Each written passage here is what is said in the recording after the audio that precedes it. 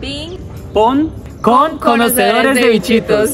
Hoy vamos a hablar de interacción planta-hospedero. En este caso, mariposas y plantas. Existe en muchas ocasiones una coevolución entre ellas. La coevolución es un proceso fundamental para la biodiversidad en nuestro planeta. Por eso, hoy vamos a hacerle preguntas a expertos.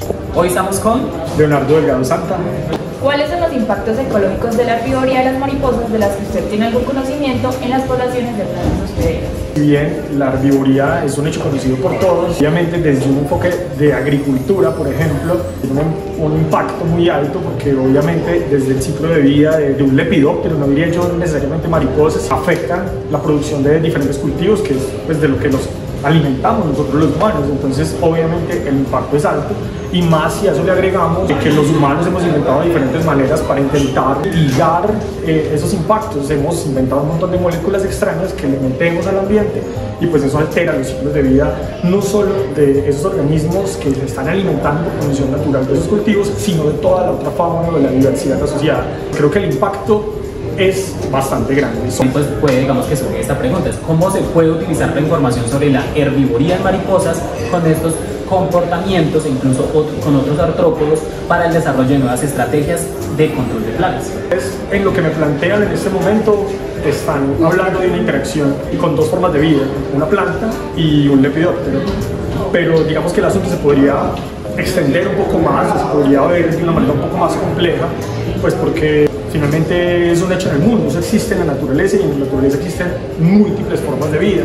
Pues los humanos intentamos ver las cosas de manera muy parcializada, pero concretamente les puedo contar que hay algunos artículos donde abordan el tema como de ecología química, y en donde plantean entonces la interacción planta-herbívoro-depredador, porque las plantas también tienen, digamos, la capacidad de comunicarse no solo con otras plantitas que tengan alrededor, sino incluso con otros posibles depredadores. Concretamente, pues hay algunos artículos lindos, aquí les puedo presentar uno de una investigadora de la Universidad de Zurich, en donde plantea la interacción entre una araña, la familia Tumicidae, unos herbívoros que afectan un cultivo de planticas, y también entonces evalúan como el impacto en la posible polinización.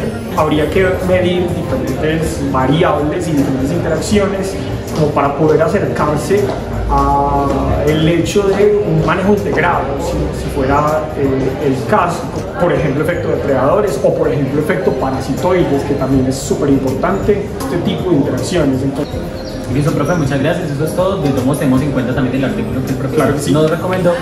Bueno, gracias, chao. Estamos con Santiago Trujillo. ¿Sabes qué hallazgos claves se han obtenido en los últimos años sobre la base genética molecular de la herbivoría en alguna especie de mariposas que tenga un comportamiento de coevolución planta-animal? Hay un estudio sobre una planta que al ser depredada por la herbivoría, los investigadores lo que colocaron fue una fluorescencia. Entonces pueden ver cómo se da la señalización de esa fluorescencia por donde se esparce en la hoja. Así puede llegar ese componente hacia donde está el depredador, por así decirlo. Me explico. Me está atacando en la hoja a la izquierda, pero a la derecha no. Se puede ver con unos compuestos que le colocaron fluorescencia cómo se va a la izquierda, que es la hoja con herbivoría, cómo se va toda esa sustancia, y probablemente eso pueda ser para evitar la depredación. Dos, pues que también está la parte de la oruga. La oruga puede cortar las nerviaciones de la hoja, evitando de que esas sustancias lleguen a la totalidad de la hoja y así poder comerse. ¿Conoces cómo influyen los genes en la capacidad de las mariposas para reconocer y utilizar sus plantas hospederas? Quería mencionar el caso de la mariposa monarca. La mariposa monarca tiene una toxicidad, pero esa toxicidad es extraída de la planta hospedera. Para sacar esa toxicidad obviamente tienen que estar incluidos ahí genes con la finalidad de poder extraer esos compuestos tóxicos y asociarlos a la corporalidad de ella, asociarlas a partes de su cuerpo. Entonces ahí es donde se puede expresar también los colores tan llamativos que tiene la oruga de la mariposa monarca. Entonces es esa necesidad, porque si ella no se hospeda o no coloca sus huevos en una planta hospedera específica que le brinde esos compuestos, pues quién sabe qué efectos puede tener el desarrollo, y si cumpla esa propiedad aposemática, que es como los colores. Eso lo da de lo que saca. Listo, muchas gracias, eso fue todo. No, gracias. Estamos con Desde Rocío García, soy bióloga entomóloga. ¿Cómo podemos estudiar la coevolución en otros sistemas de plantas y artrópodos? Es interacción, me gusta mucho el término de interacción más que coevolución, entre plantas e insectos. Es precisamente los dos grupos de seres vivos donde más evolucionemos, porque precisamente son los grupos más diversos, de un tamaño, digamos que fácilmente visibles, entonces hay muchos ejemplos. Y dentro de todas estas interacciones, precisamente donde más se ha venido analizando el tema es como las plantas que de pronto tienen algún impacto económico, productivo. Entonces hay unos casos muy puntuales donde sí se ha hecho análisis a nivel molecular, a nivel de genético, y es también en la interacción de aquellos herbívoros que pueden ser transmisores o vectores de virus, por ejemplo. Entonces esos mecanismos se vienen con, digamos que hay mucha más financiación para hacer este tipo de interacciones. Además del tema de la polinización, ¿no? Supremamente importante, también una de las interacciones donde más información hay. Y ahora, ¿cómo podrían verse afectados los mecanismos de resistencia de la planta por el cambio climático u otras perturbaciones ambientales? Este tipo de interacciones, digamos así, de evolución recíproca, si es que la hay, si es que es recíproca, porque esas interacciones muchas veces hay que analizarlas muy a fondo.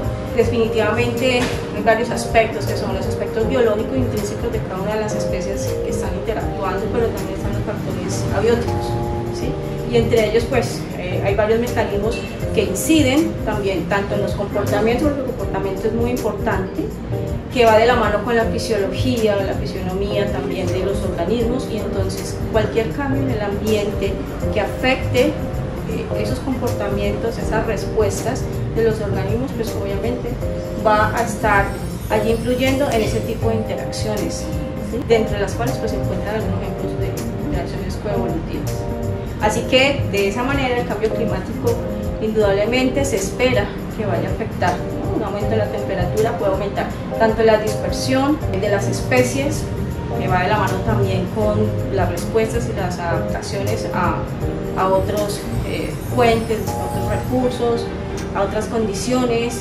Eso puede generar incluso mutaciones que de alguna manera van a afectar pues, todo este tipo de interacciones. Bueno, profe, muchísimas gracias. Eso es todo.